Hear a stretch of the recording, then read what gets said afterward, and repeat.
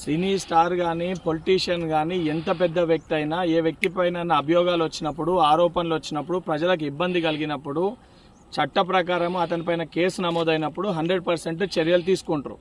అల్లు అర్జున్ ఎంత పెద్ద స్టార్ ఉన్నా ఏదున్నా తన వల్ల తను అక్కడ వచ్చిన దాని వలన ఇబ్బంది కలిగి ఒక ప్రాణాన్ని కోల్పోవడం జరిగింది, ఒక ప్రాణం పోవడం జరిగింది. దానికి సంబంధించి ఆయన పైన కేసు నమోదై దానికి సంబంధించి ఆయన అరెస్ట్ చేస్తే, ఎందుకంటే ఇప్పటివరకు కనీసం ఆయన కండోలెన్స్ చెప్పడం కానీ ఆ ఇష్యూ పైన స్పందించలేదు. ఆ పొజిషన్ ప్రకారం కేసు ఆయనని అరెస్ట్ చేస్తే ఏదైతే సంబంధించి బడా వ్యక్తులకి స్టార్లకి మటుకే ప్రతిపక్షాలు ఏదైతే బీఆర్ఎస్ పార్టీ కానీ బీజేపీ పార్టీ కానీ సపోర్ట్ చేసే విధంగా మాట్లాడడం అనేది సరికాదు.